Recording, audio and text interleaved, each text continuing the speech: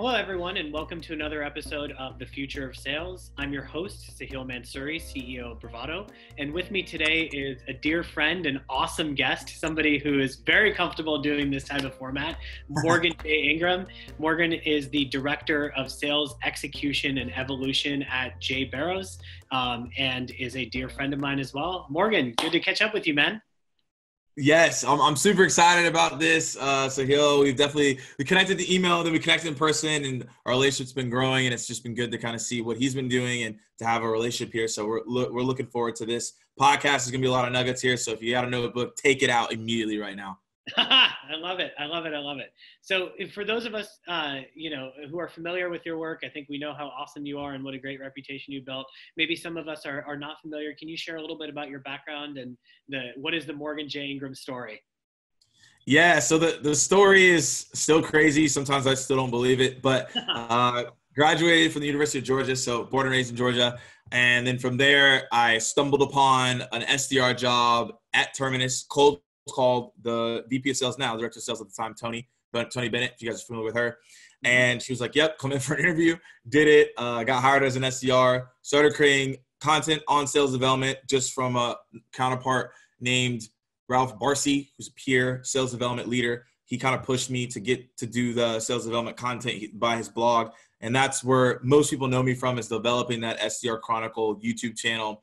Then from there, created blogs, created small form of content, micro content, got promoted to SDR manager, managed a team of 13 reps at max when I was at Terminus. And from there, because I was creating content, a video really stood out to a sales trainer called Barrows, who trains Google, LinkedIn, Salesforce. And he decided to pick me up to do sales development training as a part of his sales training today. So that's what I do today, is I train sales development teams, continuously enhancing their skill sets and helping them see consistent results.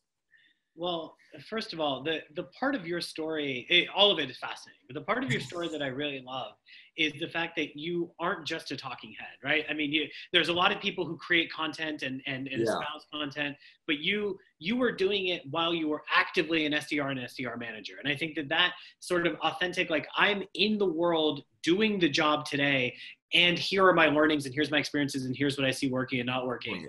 I think that, that level of authenticity isn't something that we see every day. Can I ask you, what inspired you to even create the content in the first place, and what made you think, hey, this is something that I want to do? Because it's not the path well traveled in sales, right? No, it's not. So, I mean, it's actually funny, because I actually told someone this the other day, they didn't really believe me. So when I was growing up, I never wanted to create content. I hated public speakers. I thought they were a joke. And a 3 is I never wanted any type of publicity towards anything that I did. It's just not what I wanted. I was like, I don't really care. I want to go do other stuff, and I'll figure it out on the way. However, what I did realize is that we all have gifts, and we all have abilities that we've been given. Whatever you believe in, for me, I have God-given gifts, or whatever you believe in or pray to. We all have that from something, right? So we have that. Like, there's certain things that I have that Sahil does not. There's certain things that Sahil has that I just don't have. So because of that, I knew that for me, it was inspiring and impacting people and motivating people, because my friends would always ask me questions, and I'd be like, this is what you need to do. And they'd be like, oh, I'm so inspired. I'd be like, whatever. Back in the day, I was like, go do whatever you need to do. Like, I don't really care about that. So for me, it's like, when I realized that was actually impacting people and people were changing and it was making a difference, I realized that I needed to do more. So right after college, I was creating motivational content just on, hey, go do your day, go read. Here's some things I found. It wasn't as impactful because it was just me out of college talking about stuff. But when I latched myself onto something I was actively doing every single day, and I had already been making content, and I had already known how to make videos and be impactful and motivate people, it kind of all came together from a lot of work I did in the past. So finding that sales development niche, understanding it, executing on it, being in the grind, as you said, that's what really inspired me to make the content, because I knew it would impact people. And I feel like the most selfish thing that you can do is knowing that you're super talented in something and being like, oh, I'm afraid to be made fun of. But the content that you can make could actually change someone's life and make them move forward and get them promoted and get them a job. So I always think about, like, how can I impact the people, not more so like what am I getting caught up in? I see. I love that approach, right? Because and I think it applies to sales very directly, Yeah. which is that you as a salesperson often focus on yourself, right? You focus on your quota, you focus on your pitch, you focus on your deck, you focus on your product. And so much of what sales is about is on focusing on the recipient, right? The buyer, the prospect, the customer, whatnot. And maybe this is a good segue into something that I'd love your thoughts on, which is to say that today more than ever, buyers are so much more informed than they used to be, and that's a combination of having buying communities where they can reach into and get referrals and get kind of recommendations of products. It's having access to professional services from like Serious Decisions and Forrester and Gartner. It's the new wave of that, which is you really see in Trust Radius and G2 Crowd and whatnot. I mean, it almost seems like the world of the sale, the thing that makes salespeople so, or at least was the thing that salespeople relied on in order to like get conversations, was an information disparity, right? Which is like, you want to know how my product works. You want to know how much my product costs. You have specific questions, technical questions about the product. You have to come to me, the salesperson, to get those answers. And that's how we get leads, and that's how we do deals. That's not the world today, right? I can get access to almost any question, any answer that I need. So you train sales development teams and you focus in on helping them kind of, stay ahead of the curve. Where do you see this world going, and what does the future of sales look like in a world in which buyers have more information, not less? Yeah, that's a great question. Someone actually asked me that yesterday. So I think one of the big things when it comes to the future of sales is that we have to realize that we have to use the tools appropriately. So as John talks about in his training is that, hey, look, like the death of the average salesman is coming.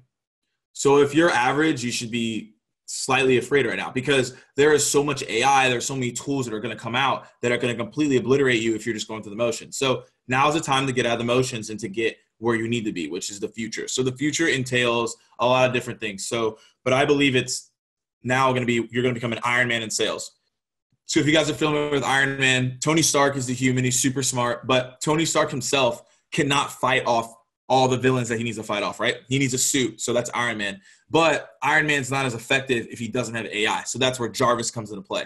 So I feel like all those things are what sales professionals need to think about is what are my suit? So what are the tools that I need to be effective and to call my prospects, to send them videos, to email them, and to social sell? You got to know all four of those. Like, you have to. I know how to use all four. There's obviously stronger suits that I have, but I know how to utilize all four because certain people communicate in different ways. I could call someone, email someone, and do some videos, but maybe they're really active on social. But I'm like, oh, I don't want a social sell or social listen. Okay, well, you just missed out on a prospect. That could have been a big deal for you. And then essentially AI, you got to understand how to use that. So there's tools out there such as Nudge, things of that nature that are able to articulate what's going on within the ecosystem. And then you can shift through that data to send out an articulate message. So I think the future, that's where it's going to be coming, or that's where it's coming, is a plug and play. I also think that Alexa, I'm creating an Alexa skill right now. I'm trying to figure that out because I believe that you're going to talk to your Alexa. You're going to be like, hey, Alexa, I'm reaching out to Oracle today. And it's going to give you all the updates on Oracle, the targets within your CRM that you're reaching out to, what they've recently posted, and how to send them a message. I feel like that's where we're about to go. So as long as you can shift through the data and you're a great sales professional, you should be the most fired person up right now because you're going to have all the data and you don't have to do as much research. But if you're average, you should be terrified. So that was not the answer I was expecting, and that was really cool. That was really cool. So I want to stick with your Iron Man analogy. So because I think it's a really fascinating. Yeah. I get the Jarvis piece, right? I get the Jarvis piece. Right. I get the Tony Stark piece, right? That makes sense to me. Right. The suit piece, right? It sounded like, and maybe I misheard, but it sounded to me like the suit is technology.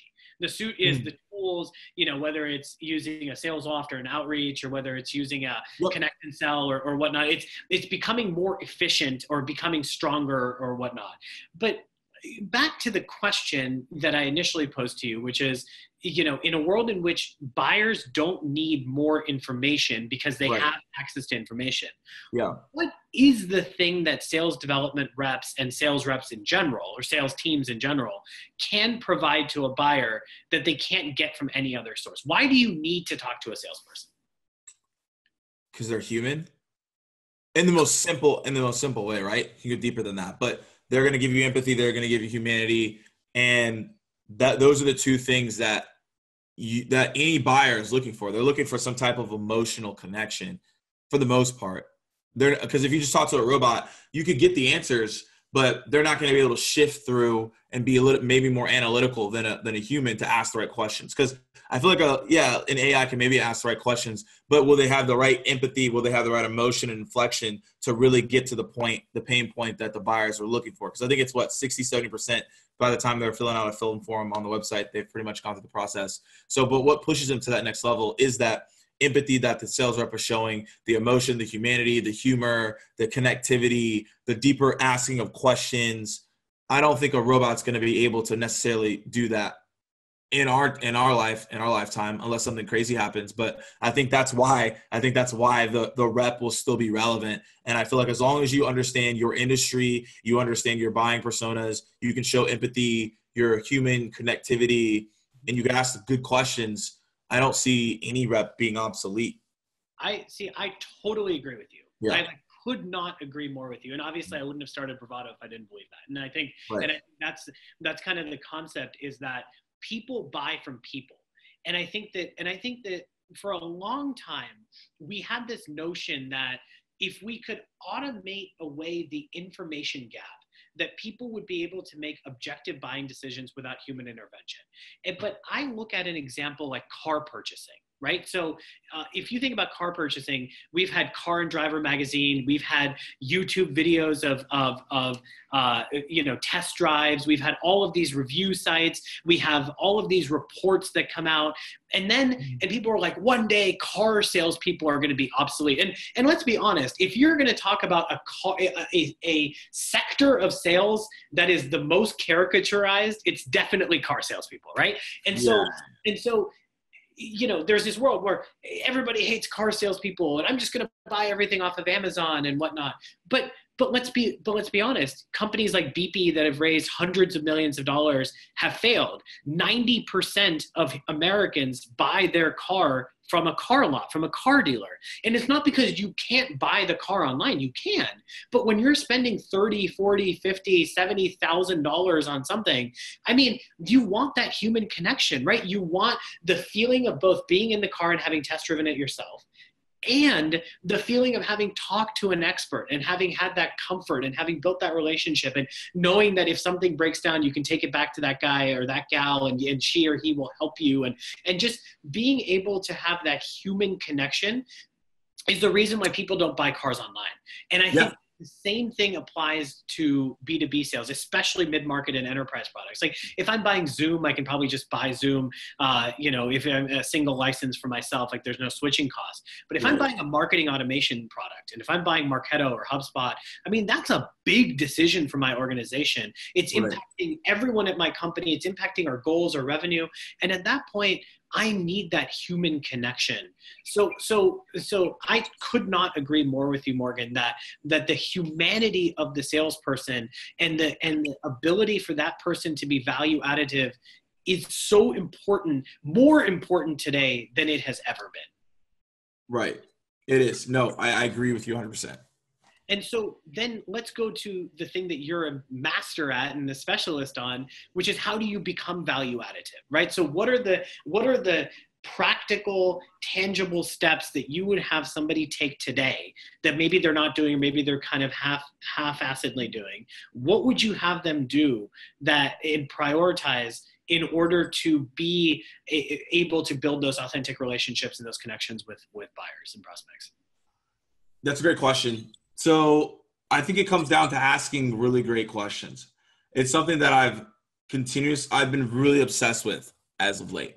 And it was actually there was a lot of factors, but it was one of the leading factors that helped me become a top performing sales development rep. Was I just asked really good questions that led to people having really good answers, which led to having a really good conversation, to leading to the opportunity to be like, I want to actually talk for 30 minutes. So I think you have to really ask yourself, what are some questions that I need to ask that are going to get people to really stop and think and be like, I've never even heard of that before, and I don't even know the answer to that. And my goal is every time I ask a question, I want someone to be like, great question, or I'd be like, what? Like, I can just see their face in the Zoom and they're like, wait, what? Like, I didn't even think about that. Like, that's what I want. So I'm like obsessed with being like, how can I make my question so good that the person is just blown away and they have to give me a lot of information? Because when they give you a lot of information, you can really figure out what the pain is. And then once you figure out what's going on, it's just like, okay, what's the timeline? What do we need to do from a sales standpoint? But from like a sales development standpoint, it's what you only have 5 to 15 seconds to get someone's attention. Mm-hmm. So you got to have a very powerful introduction. But after that, you got to ask the right questions, because they're like, okay, what do you do? Da-da-da. And it's providing value, then asking a question right after. That's going to lead them to go deeper, open-ended, and get deeper and further. So I think when you're really thinking about how can I separate myself from the noise, how can I be a value add, it's that. And it's also doing unique things. Personalized LinkedIn connections are really important. That gets you ahead of the noise, because most people don't send personalized LinkedIn invitations. It's probably the number one thing that frustrates me the most. I just don't understand how you expect to connect with someone without a personalized connection, and they're a prospect that's getting blown up by everyone else, and they're not doing personalized connections. So it's things like that can get yourself ahead. Video prospecting is really big right now. I encourage people to check that out and try that out. It's doing things that everyone is not doing that's going to put you ahead. So your responses to things are so fascinating, because you have clearly spent so much time thinking about this and have a strong point of view on things. I love the thought of asking a question that really makes them be like, man, I've never been asked that before. And I think that is so important when you're building authentic relationships with people, is to break through the minutia of like, I am a salesperson, you are a buyer, we are a sales process, right? And turning it into an authentic dialogue between two people. One thing that I'd like to drill down on is expertise in your industry, which I think is somewhat taken for granted, or perhaps not prioritized as much as it is prioritized to just have the right fundamentals in sales. So the way I see this is like, if you want to be a great basketball player, yes, you have to be able to shoot really well and dribble really well and do all of the things that make you really fantastic at the act of playing basketball. But you also have to put in the time to study plays and watch game film and do those things that like aren't as fun as like being on the court and like hooping it up with your buddies, but are just as important in order to be like a student of the game. And I wonder, what is your opinion on sales reps, both SDRs and account executives, really reading up on their industry, reading up on trends that are happening in their market, and becoming a source of knowledge and kind of a fountain of knowledge within their space, as a core fundamental thing that you need to do in order to be successful in 2018. Yeah, so I think there's two distinctions. There's the thought leader, and then there's a subject matter expert. Okay. Everyone right now, right, is trying to be a thought leader. And that's cool. That's great. But I don't think like it's a completely different plane from what I've seen and what I've noticed. And it's a completely different path that you're going to take. And not every single person can be a thought leader, right? It's just not possible, because then that's just everyone's a thought leader. That's crazy. Like, that doesn't make any sense. So, but I think everyone can be a subject matter expert. I think this is actually very doable. It's a conversation I had in my last podcast, conversation I have with multiple people. I actually believe that this is a doable thing. So what a subject matter expert is that you read everything on the subject matter and you become really knowledgeable in it. So when you talk to a prospect, or you talk to a future customer, you talk to a partner, you talk to a sponsor, you know exactly what you're talking about, because you're reading the material every single day. You're reading all the blogs, you're listening to the podcasts, you're listening to account executive calls. If you're an SDR, if you're an account executive, you're listening to the customer success calls. You read every case study. You're listening to every interview. That's how you become a subject matter expert. And I encourage every single person to do that, because your conversations are going to go a lot better. So, something that I did when I first joined John is that I had to know I know the top 5 priorities of the personas I'm going after, day in the life. I did some informational interviews on what that day in the life looked like, what their priorities are, what they're looking to do, what are their challenges. I had read all that stuff and continuously read all this stuff and try to get myself knowledgeable, because when I have a conversation, I'm like, hey, I know this is something you deal with. This is how we can help. Is that right? And then now they're like, okay, this person's done their research a little bit. So now they're a little bit more open to have a conversation with me. But if you're just like, what do you do? What's your business like? That's a generic salesperson. So that buyer is going to be like, here's another sales call that I'm not going to like, or here's another cold call that I'm about to hang up on. Right. I love it. I love it. I love it. I love it. Dude, you really are an inspiring person to listen to. Appreciate it. I love your energy, man. It's so good. It's so refreshing. I've got two topics to touch on, and then I'll let you go because I know you're busy. One is around referrals. So we've talked about this a little bit previously. I know we talked about this during Rainmaker as well. You know, a lot of salespeople know that referrals are a great source of leads, and getting a warm intro from one of your current customers into a prospect is so valuable and so important. And yet salespeople suck at getting referrals, right? Like, we're not great at it. We don't have a great process for it. Talk to me about your opinion around referrals, how you see them becoming more or less important, and what you'd advise people to do around this topic.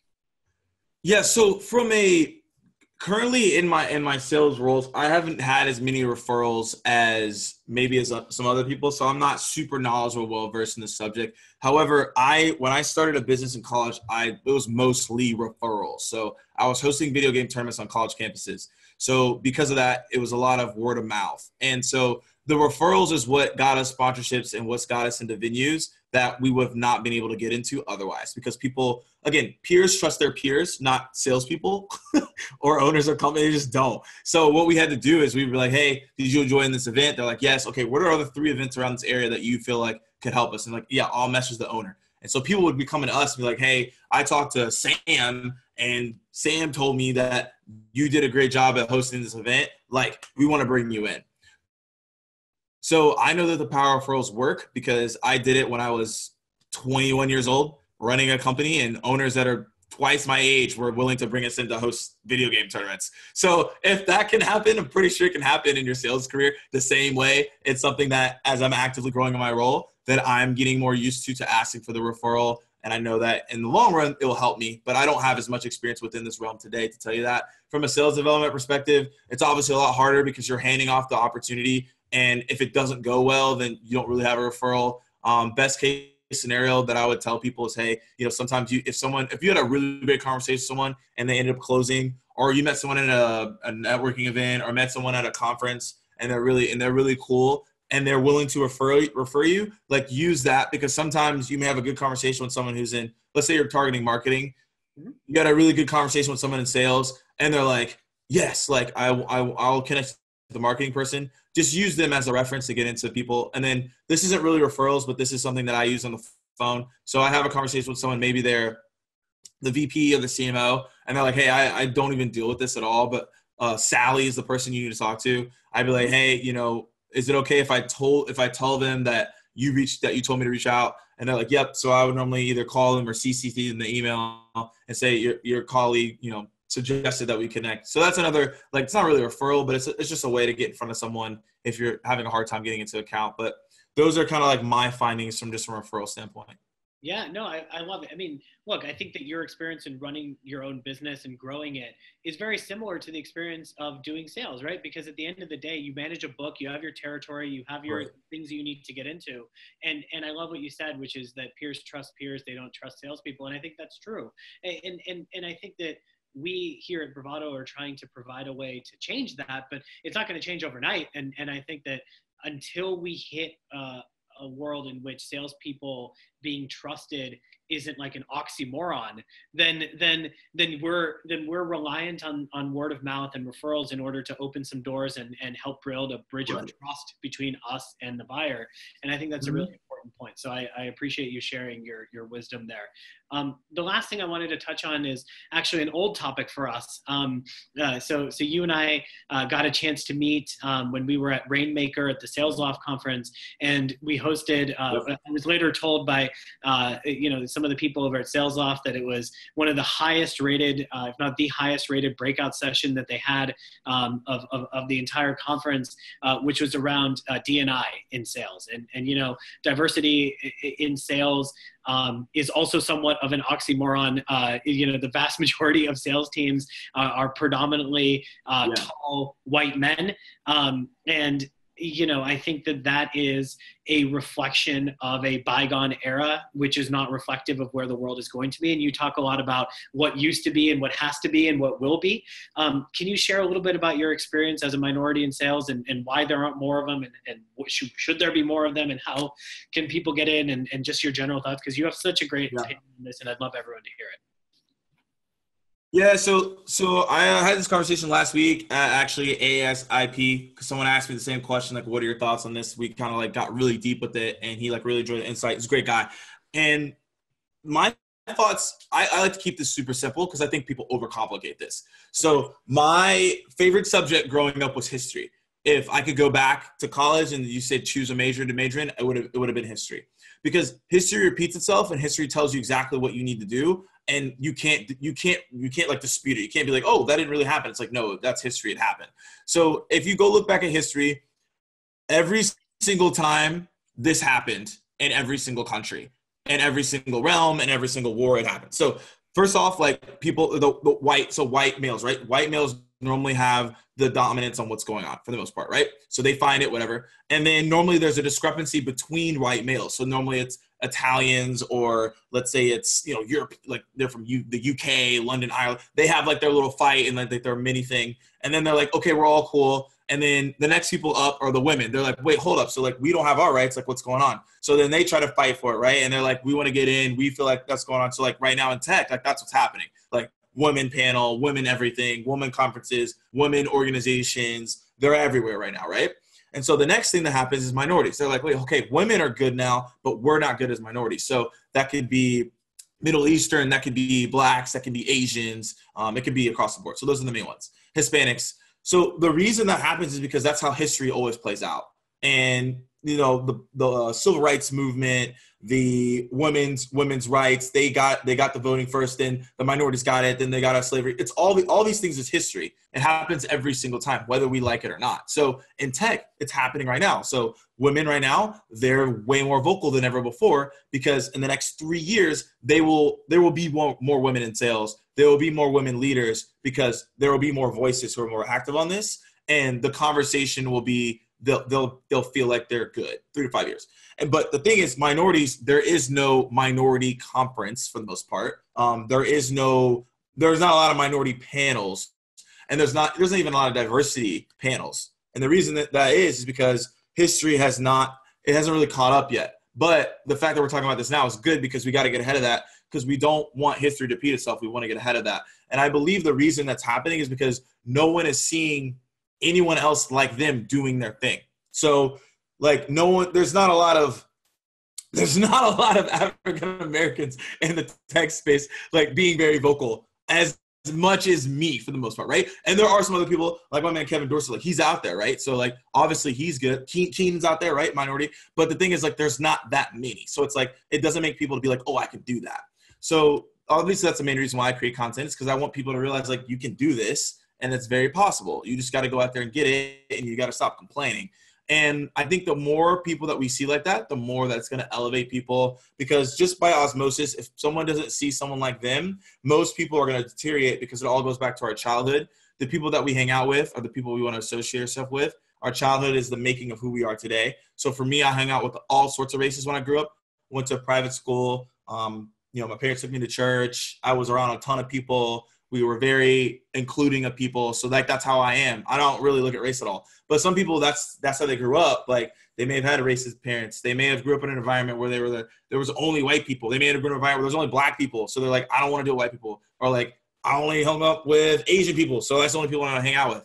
So when you don't see that, you're like, I don't want to do this. So we have to, as a collective community, elevate people to realize like, no, like we're here to help you. We're not here to shame you. We're not here to block you. We're not to give you lower pay. I think it's as a collective unit, if we all band together and elevate the people who have voices that can help people get to that next level in their career, and make it seem that we all are in same unity in tech, and we don't have to talk about diversity panels anymore. That's where I want to be. I want to be where people are on a panel and we're not talking about diversity. We're just on a panel together. But I feel like that will be coming in the future, because this topic has become more and more hot, and more people are willing to talk about it and not be afraid. Just my long-winded answer. It's a lot, but like, that's it. That's it. And, I mean, dude, I love it. I love your refreshing, honest, and personal opinion on this topic, because so many people are just willing to sit back and say the cookie cutter thing, right? Which is like, we need more women in sales, we need more minorities in sales, we need to get more LGBTQ community folks involved. And it is our initiative to do that, and then they don't do shit, right? Like, nobody does shit.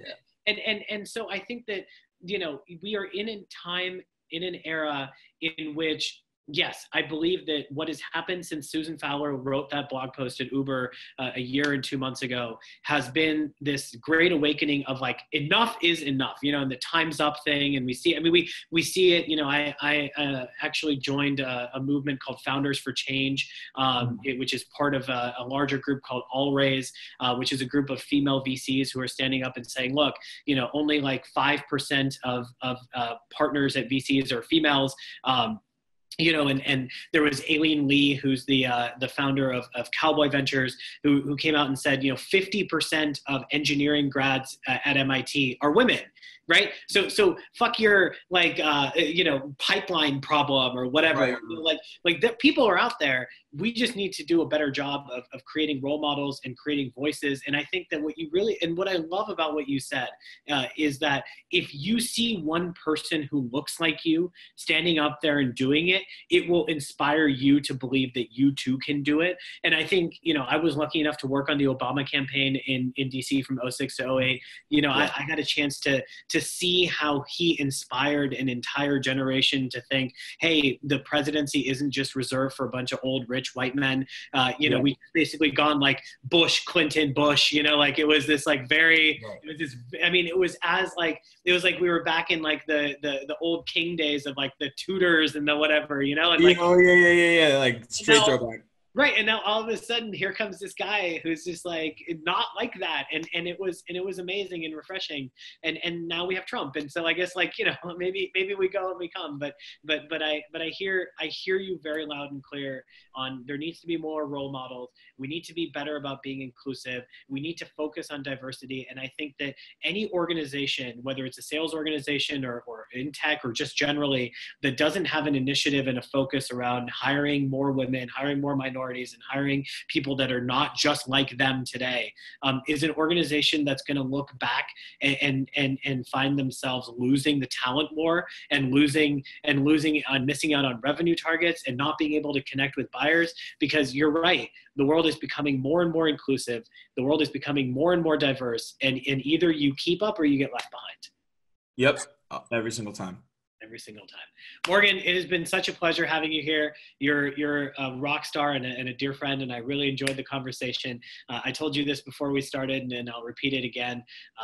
I have found you to be just someone that I have grown to admire and cherish as a friend in a very short period of time. Keep doing what you're doing, man, and we love your stuff.